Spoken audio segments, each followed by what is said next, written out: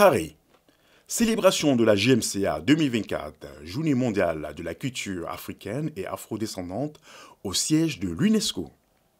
Sur la proposition du président fondateur du RAPEC, M. John Haïté Dossavi, la JMCA, proclamée par les 193 États membres de l'UNESCO, est une grande fierté pour les partenaires, les membres et les sympathisants de l'ONG RAPEC.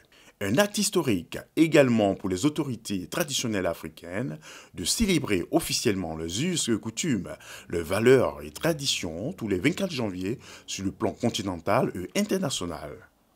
Pour la première fois dans l'histoire de l'Afrique, une date symbolique est universellement instituée pour que tous les peuples puissent se retrouver en communion chaque année. Cette année, la cérémonie officielle a eu lieu le 23 janvier 2024 au siège de l'UNESCO à Paris.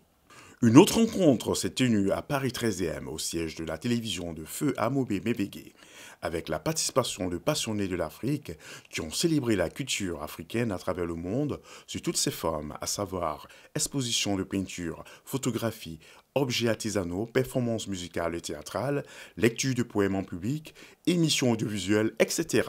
C'est pour les cultures africaines, mais pas seulement sur le continent africain, partout à travers le monde, puisque nous savons, nous vivons, à quel point les cultures africaines et afrodescendantes laissent une empreinte mondiale qui tisse quotidiennement des liens culturels profonds à travers le globe. Je pense bien sûr au rythme et cadence de la rumba, aussi bien congolaise que cubaine, qui se danse des deux côtés de l'Atlantique et qui inspire bien au-delà des musiciens du monde entier et que nous avons eu le plaisir d'accueillir dans nos listes du patrimoine immatériel. Je voudrais, à cet égard, sur le sujet de l'afro-descendance et des influences des cultures africaines à travers le monde, saluer l'initiative du groupe de travail Culture du G20, actuellement sous présidence brésilienne, qui a intégré parmi ses priorités la promotion des cultures afro-descendantes dans son programme de travail. Et en la matière, bien sûr, comme bien d'autres, la présidence brésilienne du G20 peut compter sur l'UNESCO. C'est d'ailleurs au Brésil, lors du Forum mondial contre le racisme et la discrimination en novembre dernier, que nous avons poursuivi notre aventure, que vous connaissez tous, l'histoire générale de l'Afrique, en présentant le nouveau volume consacré justement aux diasporas africaines et qui retrace leur trajectoire plurielle, complexe et parfois douloureuse. Donc voilà, nous sommes réunis ici pour une occasion qui est à la fois la mise en valeur des cultures africaines, des afrodescendances, mais plus profondément celle de la contribution de ces cultures au patrimoine universel, au patrimoine du monde. Et je suis un fils d'Afrique, dont le hasard a fait qu'il est né sur une terre qu'on appelle le Togo. En 1986, dans des discussions à bâton rompu avec mes amis, je me disais que notre peuple est éparpillé dans le monde. Qu'est-ce qui nous lie? Y a-t-il un jour qui nous sert de référence? Quel est le symbole qui nous lie? Dans cette discussion, je disais, j'espère qu'un jour, nous aurons une journée pour célébrer nos valeurs, nos traditions, nos us et coutumes. Au-delà de ça, je me suis dit, mais l'Afrique est le berceau de l'humanité. Tout le monde en parle. Pourquoi il n'y a pas un jour dans l'année où l'humanité tout entière rend hommage à l'Afrique, notre berceau commun? Jamais je ne pourrais imaginer que ça allait tomber sur moi. Mais vraiment, on vient de très loin. Je veux ici dire merci à l'UNESCO, à tous les groupes de l'UNESCO dont je vous demande d'ovationner tous les groupes de l'UNESCO.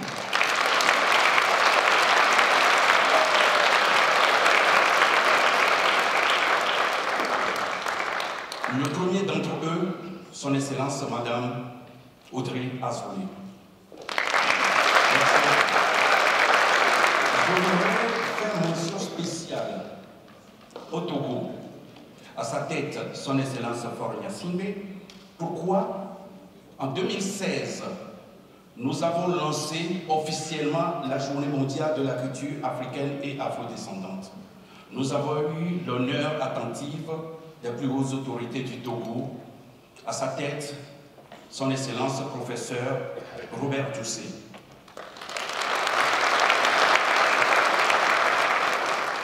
Madame la Présidente de la Conférence Générale, Madame la Présidente du Conseil exécutif de l'UNESCO, Madame la Directrice Générale de l'UNESCO, Mesdames et Messieurs les ambassadeurs, délégués permanents de nos différents États auprès de l'UNESCO, Monsieur le Président du RAPEC, cher ami John Dousavi, chers frères et sœurs des diasporas africaines et afro-descendantes, distingués invités, Mesdames et Messieurs, chers amis de la presse,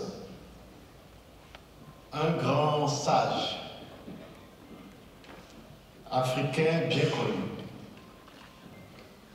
disait: la diversité des hommes, des cultures et des civilisations fait la beauté et la richesse du monde.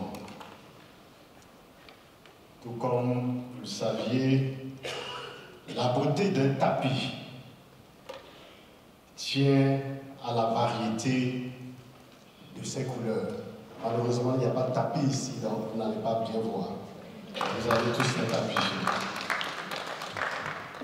Je voudrais ici, au nom du président de la République togolaise, le président Faure Gnassingbé, dire merci à l'UNESCO, merci à vous tous et toutes d'avoir continué de rappeler au monde par de pareils événements que la diversité humaine n'est pas incompatible avec l'unité humaine, que l'humanité est une, mais se réalise à travers une diversité de cultures. Les peuples ont eu différents rapports au monde et la culture lie les rapports spécifiques des peuples au monde. Bonjour l'Afrique, depuis Paris 7e à l'UNESCO, nous sommes aujourd'hui à une journée culturelle africaine, je pense, qui a été initiée par le Togo, je crois. Donc moi je suis ivoirienne, je fais partie de ceux qui font la promotion de la culture africaine, de l'Afrique surtout, de notre identité culturelle et tout. Là où on parle d'Afrique, d'identité, moi je suis toujours là. Donc, la GMCA représente pour nous, pour l'Afrique tout entière, une journée spéciale, une journée culturelle, de partage, de communion, d'union, de transformation et de parité en même temps, on va dire, dans nos cultures, d'échanges interculturels. La GMCA, c'est la journée mondiale, pour ceux qui ne savent pas ce que c'est que la GMCA, c'est la journée mondiale de la culture africaine et afro-descendante. Je m'appelle Armel Oyama, je suis écrivain, essayiste, biographe gabonais. Et je viens ici pour la première fois assister à cette journée. Pour moi, cette journée elle est vraiment importante parce qu'elle permet de mettre en valeur la culture non seulement africaine, mais aussi afro-descendante. Elle permet aussi que tous les écrivains, tous les auteurs d'horizons différents puissent se retrouver pour partager ce qu'ils ont en commun. Bonjour, mais quel honneur, c'est avec plaisir que je suis partie de chez moi depuis ce matin à 5 h de Angers, malgré le retard, eh ben, je suis là depuis ce matin. Ébahi, ravi d'être et puis honoré d'être invité par le président, M. John Dousavi. Voilà. J'ai été invitée par l'organisateur et j'en étais ravie de voir que pour la première fois depuis l'indépendance, que l'UNESCO accepte un événement aussi grandiose sur l'Afrique et l'afrodescendant. Et j'en suis très fière de cette organisation. Eh bien, la GMCA, la Journée mondiale de la culture africaine et afrodescendant, c'est la culture africaine. C'est l'origine du monde, en fait, on va dire, qu'on met en valeur, qu'il ne faut pas oublier parce que c'est de là où on vient tous. Alors, on sait très bien comment le monde est aujourd'hui. Il faut toujours s'imposer, il faut se mettre au devant. Alors la JMCA le permet. Bonjour, je suis Cyprien Nguessan. De formation initiale, je suis ingénieur en mécanique modélisation 3D avant de faire une reconversion dans l'informatique. Aujourd'hui, cette journée représente beaucoup pour moi parce que pour quelqu'un qui a déjà vu ce genre d'événements aux États-Unis, j'ai été très content que ces événements commencent aujourd'hui ici. Par exemple, aux États-Unis, on a eu l'habitude de voir le mois de février qui a été le mois culturel des Afro-descendants. Et comme par curiosité, j'ai suivi les Afro-descendants aux États-Unis, en Angleterre, aujourd'hui c'est une belle opportunité pour moi de les suivre aussi en France.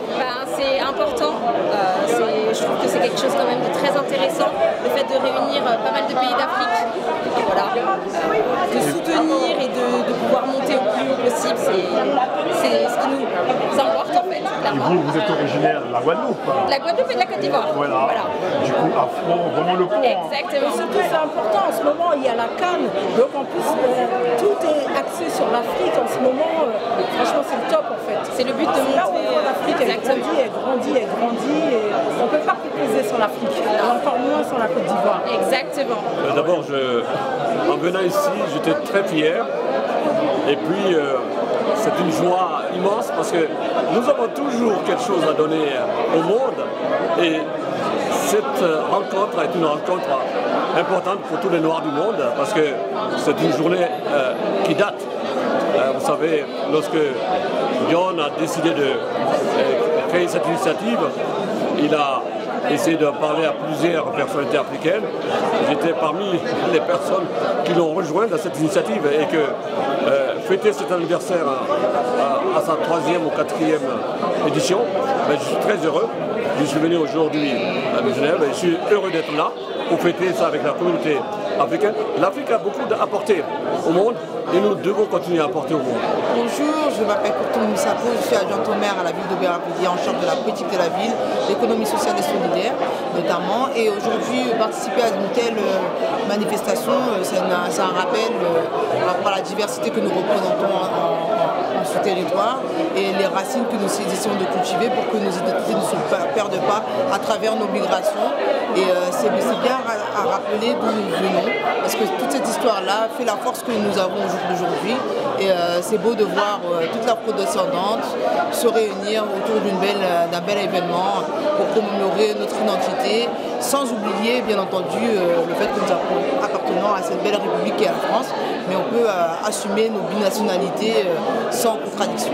Alors aujourd'hui, nous sommes le 23 janvier 2024 et j'ai eu le plaisir d'être invitée pour la journée mondiale de la culture africaine et afro-descendante.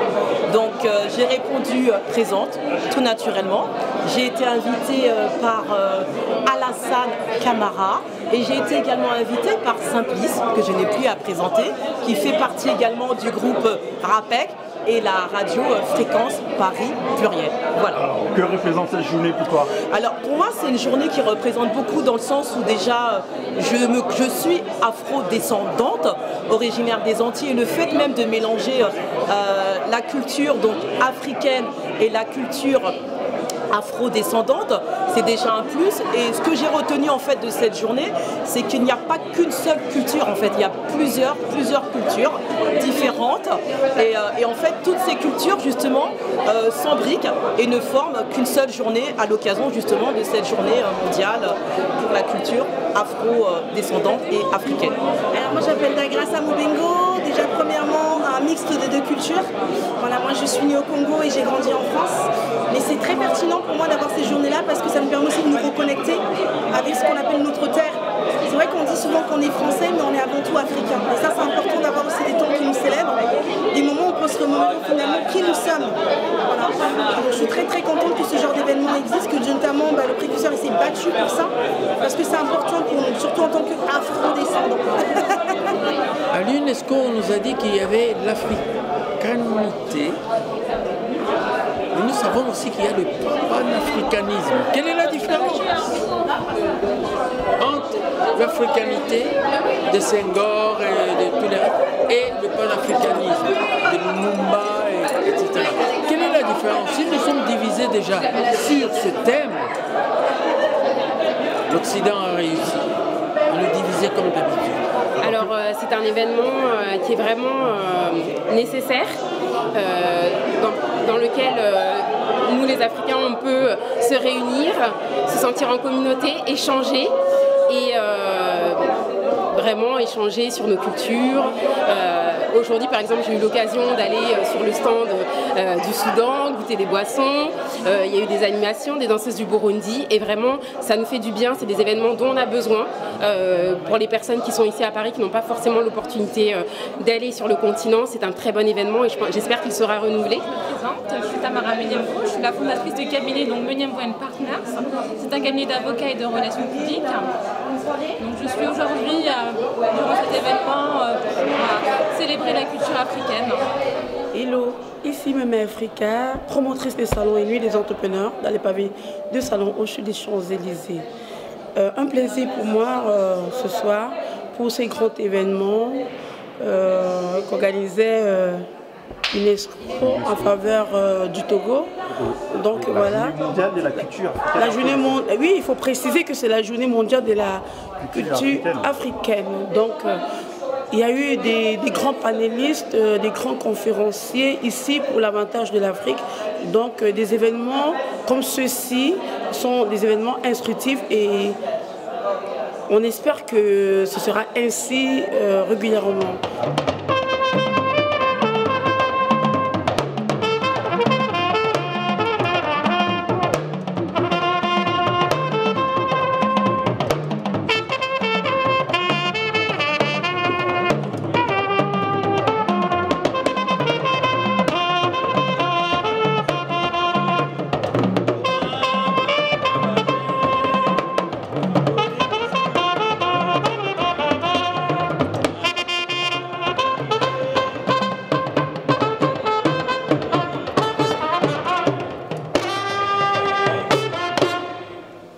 L'UNESCO est notre grande maison mère de la culture et j'ai une grande estime pour cette maison. Je suis tombé épris de cette maison quand j'ai découvert leur histoire par rapport aux écrivains. Alors, il y a 3 écrivains de l'époque qui sont décédés le même jour. Il y avait William Shakespeare, Garcilaso de la Vegas et Miguel de Cervantes. Ces 3 grands auteurs de l'époque, du XVIIe siècle, sont décédés le même jour, c'est le 23 avril, le 24 avril 1616. Et depuis cette date, l'UNESCO a choisi cette date comme journée mondiale du livre pour rendre hommage à ces grands auteurs. Donc si bien que cette maison, quand j'ai découvert cette histoire, j'ai été épris d'elle et j'ai aimé cette maison à la suite de ça. Bonjour, je vous remercie de m'accorder ce moment où je me présente en tant qu'autrice et ce moment aussi je permets aux autres de connaître mon œuvre qui est un guide de développement personnel. Le but de ce livre qui est là. Donc ce sont les milliers de questions que tout le monde se pose. Je l'ai écrit afin de permettre à chacun d'avoir son moment introspectif. Le moment où on va dans la profondeur de la connaissance de nous-mêmes.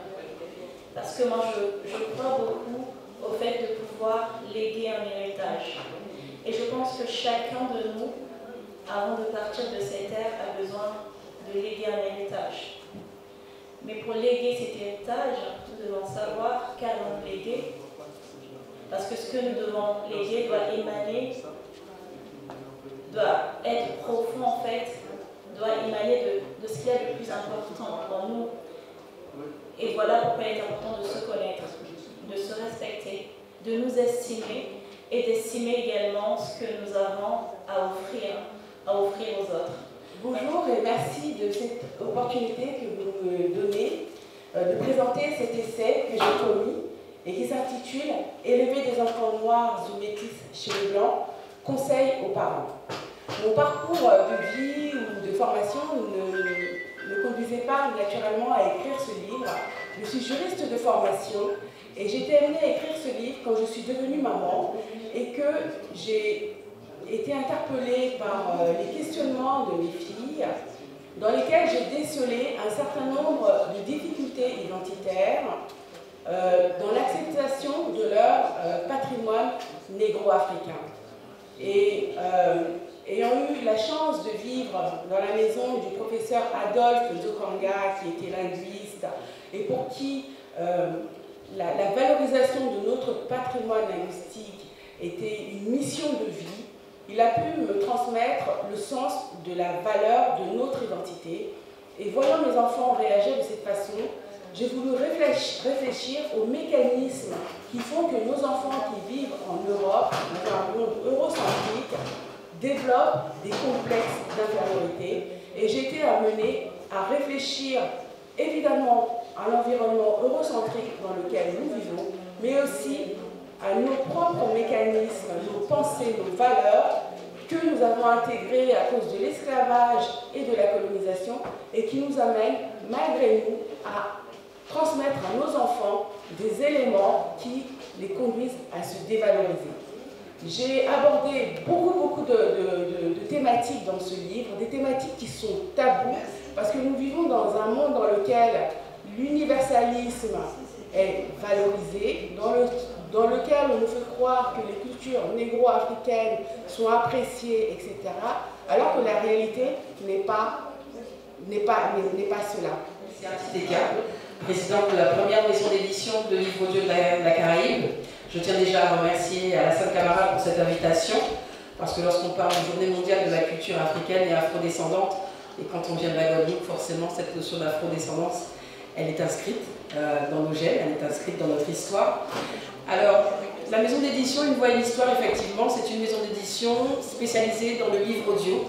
Elle met en voix la littérature caribéenne, mais la littérature caribéenne, c'est quoi? C'est effectivement la littérature de nos territoires, mais pas seulement, parce que la Caraïbe, c'est le carrefour de plusieurs continents, de l'Afrique, de l'Inde, des Amériques, de l'Asie.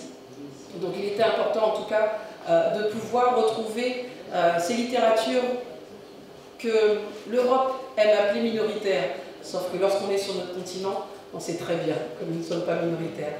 Donc c'était la volonté de rendre hommage à ces auteurs qui ont fait l'histoire, à ces auteurs qui continuent de faire l'histoire, hein, et il n'y a qu'à voir aujourd'hui les auteurs qui sont présents. Nous n'avons jamais autant écrit qu'aujourd'hui. Alors cessons de dire que si on veut cacher quelque chose à l'Africain, on est dans le livre. L'Africain lit, et il lit, et il écrit. Très bien. Merci beaucoup. J'ai grandi en Afrique, je suis arrivé en Afrique, moi en Côte d'Ivoire, en juillet 1950, si je ne rajeunis pas. Et jusqu'à 2011, j'ai pratiquement vécu 40 ans en Côte d'Ivoire. Et j'ai aujourd'hui la nationalité ivoirienne, en plus de la nationalité française. J'ai écrit plusieurs livres sur la Côte d'Ivoire.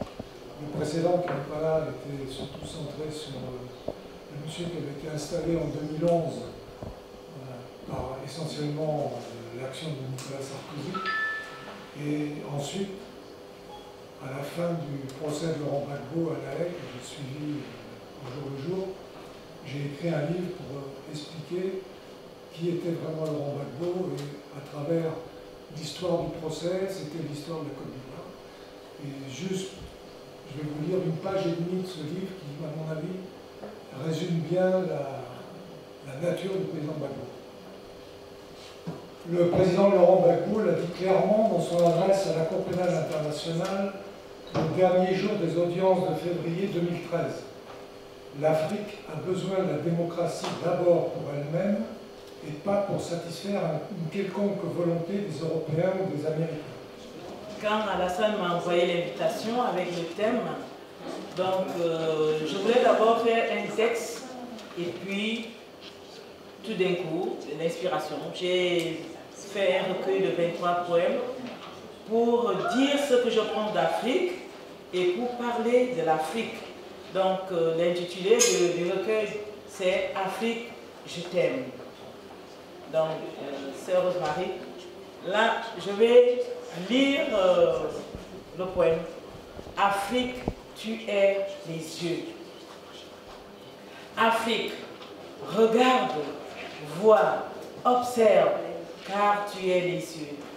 Tu es les yeux de cet enfant qui pleure parce qu'il ne peut pas aller à l'école. Afrique, regarde, vois, observe, car tu es cette femme qui ferme les yeux pour ne pas voir le mal qu'on lui fait. Afrique, regarde, vois, observe, car tu es cette jeune fille qui ferme les yeux pour ne pas voir celui qui la viole avec cruauté. Afrique, regarde, vois, observe, tu es cet homme qui doit ouvrir les yeux pour dire la vérité. Je m'appelle Ivan Moussou, de père et de mère gynécologue. J'ai toujours été intéressée pour lever le tabou concernant les premières règles. Pour moi, c'est un sujet qui mérite beaucoup d'attention, à savoir, premièrement, que le sang des règles n'est ni un sang sale, ni un sang impur, mais au contraire une réelle énergie de vie. Donc j'ai écrit un livret qui s'intitule Mon livret première règle. Ce livret se divise en deux parties. Donc on a notre univers pédagogique, pédagogique et préventif, qui va parler des premières règles concernant les filles. Il faut savoir qu'en Afrique, c'est un sujet qui est réellement tabou et qui emmène même au décrochage scolaire. Selon l'UNESCO, une fille sur 10 ne va pas à l'école pendant sa période de menstruation. Ce qui représente un chiffre énorme, sachant qu'en Afrique subsaharienne, il y a 54 pays. Donc on arrive à 54 millions de jeunes filles qui ne vont pas à l'école, et cela est une perte énorme pour l'Afrique. Ensuite, je parle aussi de la précarité menstruelle. La précarité menstruelle, c'est la difficulté des jeunes filles et des femmes à s'acheter des protections hygiéniques. Donc je propose aussi des serviettes hygiéniques réutilisables pour ces femmes-là, pour pouvoir vivre leurs règles vraiment dans une dignité.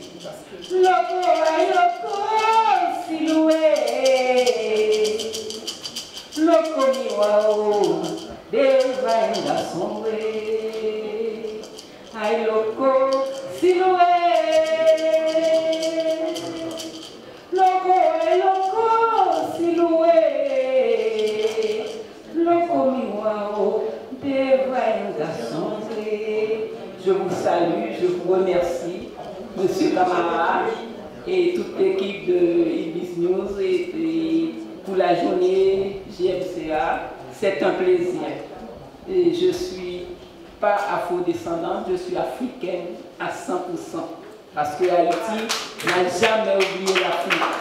Alors, voilà l'Africaine qui vous parle. Je m'appelle Ferdi Ajax. Je suis née à Port-au-Prince, de parents Jacques Mélienne et Léo Gadet. Voilà. Et je suis poète, je suis essayiste,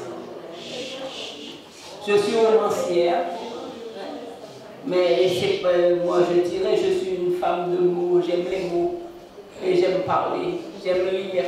Voilà. Et j'ai écrit au paradis des ténèbres, au nom de la liberté. Ça c'était pour les 200 ans de la libération d'Haïti, avec les forces, les bras, les noirs, les solides, les vaillants. Et puis j'ai écrit aussi Miroir face à face. J'ai écrit Mon Marteau Blues. Mais vous allez comprendre pourquoi je vais vous parler de Mon Marteau Blues. C'est mon calvaire à Paris et mon bonheur aussi à Paris, le sein de paradoxe. Voilà, et j'ai 2 romans. Et La Venue sous Rose Muscade, qui parle d'une femme violée, qui s'est battue, qui parle, parce que je dis le mutisme des femmes, c'est un problème, on doit parler. C'est notre arme, la parole. Et le 2e roman, c'est une femme bafouée, qui est toujours trompée, mais c'est la femme debout, jamais à genoux. Voilà. Je suis Agathe Roth Kaboré, je suis du Burkina Faso et je suis auteure de 26 livres. Tous mes livres sont sur Amazon. J'ai aussi la maison d'édition qui s'appelle les éditions Yelenga. Et 26 livres parce que j'ai écrit une série de 16 livres sur 16 thèmes de proclamation en utilisant la puissance de la parole pour changer la vie et changer aussi tout autour de soi avec la parole biblique qui dit bien que le pouvoir de la vie et de la mort est au bout de la langue. Donc c'est par cet pouvoir-là que nous pouvons transformer comme nous pouvons aussi détruire. Et j'ai les autres ouvrages qui sont des essais de développement personnel, dont l'art de la reprogrammation mentale, ton talent, la mine d'or, qui suis-je, un livre qui est profond et qui demande un travail personnel pour se découvrir, savoir pourquoi nous sommes là, quelle est la raison, qu'est-ce que nous avons de si particulier, et aussi avoir confiance en soi pour mieux utiliser ce don-là, ce potentiel que nous avons travaillé pour qu'il sorte, il devienne un talent et que nous le présentons au monde entier. Donc, moi j'aimerais vous parler de leadership parce que nous sommes dans un monde où les choses évoluent très vite. Et si nous ne le levons pas avec des idées innovatrices, des stratégies et des plans, nous allons nous retrouver à la ramasse. Et j'aimerais bien m'adresser surtout à la jeunesse africaine et aussi nos dirigeants. Le leadership ne veut pas dire que nous sommes là juste pour diriger, mais nous avons besoin d'avoir des compétences, des formations continues, nous développer mentalement, spirituellement et aussi par nos comportements pour mieux diriger par exemple la population si nous sommes en politique, aussi diriger nos équipes si nous sommes des entrepreneurs, ou carrément diriger aussi, parce que le foyer, c'est pas une mince affaire, hein. Il faut du leadership pour réussir en couple aussi. Donc nous avons besoin de construire ce côté, ce leader qui en nous plutôt, ce côté leadership en nous, pour réussir nos activités, réussir nos familles, réussir tout ce que nous entreprenons. Je suis Pacom Arfleur Monteverde-Kwasi, expert en exploration et production pétrolière et gazière de l'Institut français du pétrole de Paris, diplômé en relations internationales de l'Université de Bâle en Suisse. Je suis un acteur politique de développement précisément. Je réside en Alsace, précisément à Mulhouse. Je viens de la Côte d'Ivoire, passionné de littérature depuis l'enfance. J'ai été influencé surtout par Léopold Sédar Senghor. J'aborde tous les genres littéraires, la poésie, le roman, la dramaturgie, qui revient au théâtre et tout. Je suis auteur de 3 livres à succès, dont le 3e, Oracle des temps, la connaissance au bout des lettres. C'est un livre de la philosophie des connaissances. Et ça a été édité à Londres par Maribo Foundation, préfacé par Valérie Heller, qui est une enseignante de langue allemande de l'Université de Haute-Alsace de Mulhouse. Il y a un constat, c'est que dans nos sociétés, il y a une véritable plaie qui décime l'humanité, c'est l'ignorance. L'ignorance, malheureusement, n'est pas une excuse, mais la seule chose pour détruire l'ignorance, c'est la connaissance. Et la connaissance, à travers ce livre, je montre les voies pour mieux la combattre. Je m'appelle Subiquet, je vous remercie de votre invitation à cette manifestation culturelle africaine. Donc, je suis l'auteur de ce roman qui s'intitule La prisonnière sans étoile. On parle de plus en plus et heureusement des tirailleurs africains qui sont morts sur le front pendant les guerres mondiales, mais on ne parle pas malheureusement encore assez, voire pas du tout, des Noirs qui ont souffert dans les camps nazis. Donc à travers mon roman, on peut parcourir les deux révélations d'un jeune homme qui s'appelle Sylvestre, qui est un Togolais, et qui quitte son pays natal dans les années 30 pour pouvoir poursuivre ses études, dans un premier temps aux États-Unis, parce que Togo ne pouvait pas donner suffisamment d'infrastructures pour faire des études de médecine. Il a donc à Chicago, dans une université interraciale. Tout cela, ça donne très bien, mais c'était sans compter sur la ségrégation dont il souffre. Et il souffre donc du regard des Blancs sur lui, mais aussi du racisme un peu caché de ses pères noirs, américains, qui se posent des questions quant à son passé, quant à ses frères africains qui ont peut-être vendu leurs frères noirs pour les envoyer aux États-Unis. En plus de cela, donc vraiment déçu de l'ambiance aux États-Unis, Sylvestre décide de prendre le bateau. Et là, il va à Paris, à l'instar de Joséphine Leclerc, qui avait deux amours, son pays et Paris. Et bien donc, Sylvestre va donc à Paris, il poursuit ses études, il est tombé éperdument amoureux d'une jeune Allemande, un amour interdit, bien entendu, un amour caché, mais c'était sans compter sur l'occupation des nazis. Et les nazis, donc un jour, vont l'incarcérer. Et Sylvestre va être incarcéré à Auschwitz. Si vous voulez en savoir plus, il faudra donc lire la suite de mon roman, Un prisonnier sans étoile. Une belle histoire où le racisme, l'intolérance, mais aussi l'amour et la fraternité règnent en grand maître. Une journée mondiale est née. Elle servira désormais de passerelle entre les filles et fils d'Afrique et leurs descendants partout où sont dans le monde pour célébrer leur unicité. La JMCA crée ainsi une nouvelle relation entre eux et devient également une opportunité pour le monde entier de rendre hommage à l'Afrique, berceau de l'humanité.